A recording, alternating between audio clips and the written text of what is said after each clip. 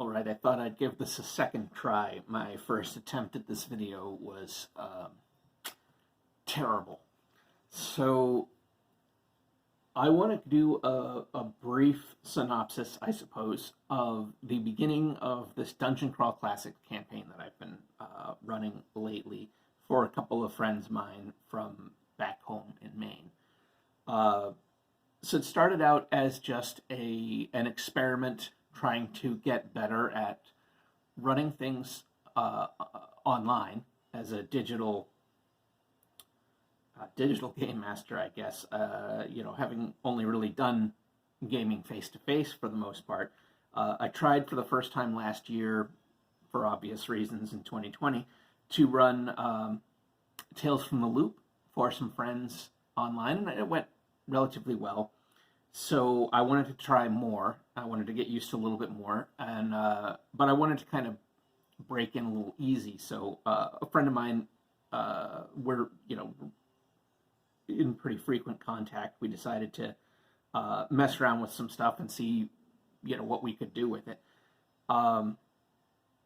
So part of the experiment also is for me to learn how to use modules and published material better. I have, since I started gaming back in the mid-late 80s, I've always written my own scenarios. I've always come up with my own stories, and I've never used published stuff. Now I would use source material. I would certainly raid published materials for ideas and for little bits and bobs and maps and all of that sort of thing. But other than one time running, actually twice, I ran it twice, The Haunting from Call of Cthulhu, I had never really, other than that, I had never really run published scenarios. So I did a little with Tales from the Loop. I used one of the scenarios from that, which was funny because it went so completely off the rails of the actual, what was written in the scenario, that it played out completely differently probably than if I ever tried to run it again, it would come out. So with my friend, I decided to go back to this free RPG Day book that I got a couple of years ago. This was the 2019 free RPG Day little quick start guide, and it has the kind of classic zero level funnel scenario, Portal Under the Stars. And I ran that for my friend. Now, he ended up making, I think it was 24 zero-level characters. And that seems like a lot, but it can be a very deadly scenario. And in fact, it had to have been like the second or third room. It was, they start here, he got in here, he lost half his party in that room. Just, things did not go well, and they went very poorly very quickly. So I ran him through that, and I thought it went pretty well. And so I thought, a little while later, well, let's try another one. And so I just decided to go ahead and continue to use this same book and use this one scenario that was in this here. I actually wrote down how to pronounce the name because it's not a word that I am used to. It looks like Gesh of the Starchons. If I'm saying that correctly, apparently it's, I think, an Irish word. Who knows? I don't speak anything but bad English, so I don't know. So we went through and played this, and I did a little bit of modification on this scenario. I set it on an island. I wanted to have a more nautical themed world for my campaign to run in, although oddly enough, this has been the only island that anybody's gone to so far. So I set it on an island, and I did a few other little modifications to it. But then as play started, just decisions that were made. I love these maps. I love the maps with all the art on them. But as decisions were made, it just played out, I think, somewhat differently from the way maybe it's intended. Combats happened in a few different places. It just made sense to shift things around as decisions were made. There were some pretty cool dramatic moments. I think at least one character went out in a very cool and dramatic way, and the big nasty at the end was cool. I believe that he actually ended up skipping investigating some stuff, so never really found one of the really nasty twists at the end of the scenario, which was fine. So at that point, we decided to add another player. So I'll talk a little bit about that in another video at some point once we added another player, and the campaign kind of opened up a little bit from there. So these first two scenarios were just kind of the way it's sort of presented in the scenario. It's like you're outside of this this dungeon. You're all there, and now what do you do? And then the second one was similar, and I made it that way by starting the scenario out with a boat sinking. All the characters in the first one, there was a reason that they had gone there, but they're on a boat and it's sinking now. What do you do? What do you do? It was like a hot start to get them off the boat and to the island.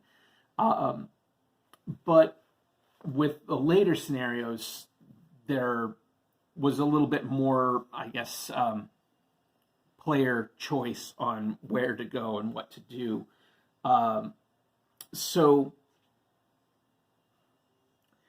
the other thing I kind of wanted to talk about in what I'm trying to do with this campaign, Dungeon Crawl Classics is a everything in the kitchen sink setting. Or game. The setting can be a lot of things.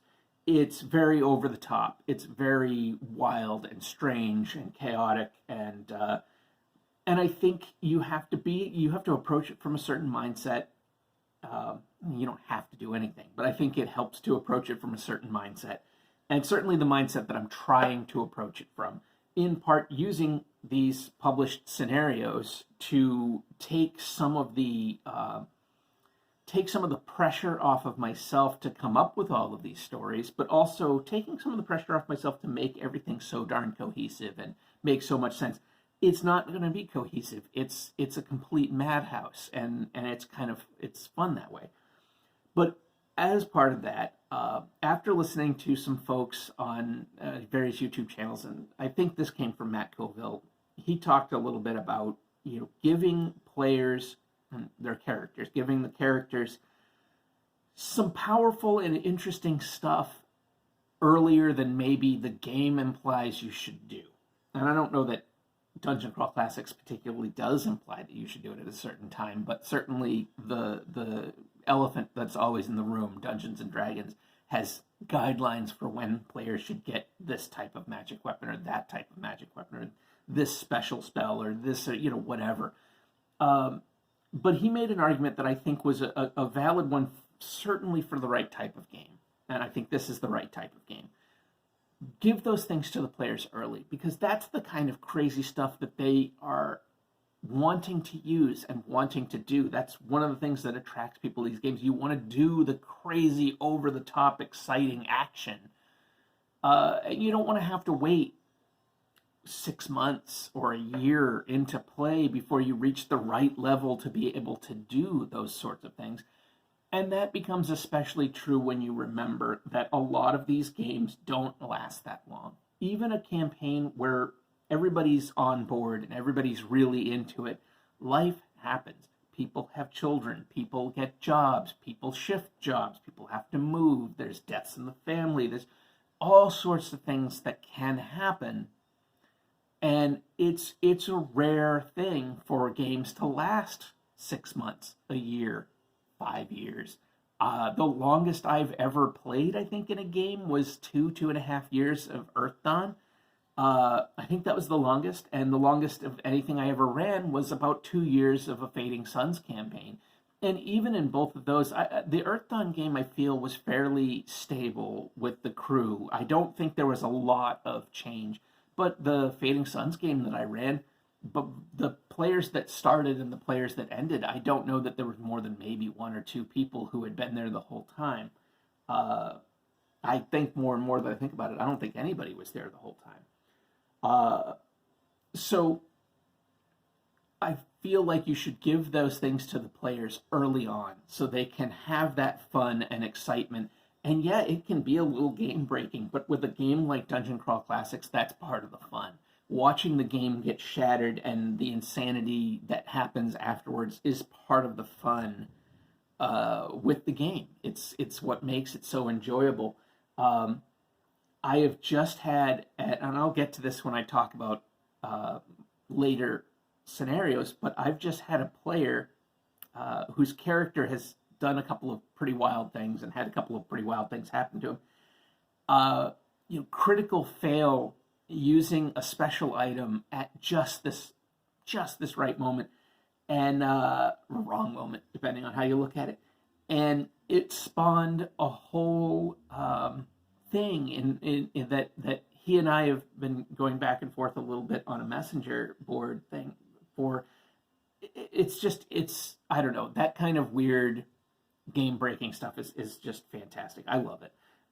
So I'm going to talk more about some of that in a later video, but we'll see how this campaign goes, and I'll talk. I know there's I've now used two other modules that I'll talk about going forward. So the usual stuff. I'm gonna end it there, I guess. The usual stuff. Like, subscribe, interact with it. The evil computer deities need their blood, and in this case, like buttons pressed. So help me out and go down into the comments, or sure, go down into the comments and say nice things. But go down into the section below here and check out my author page. Check out what else I'm doing.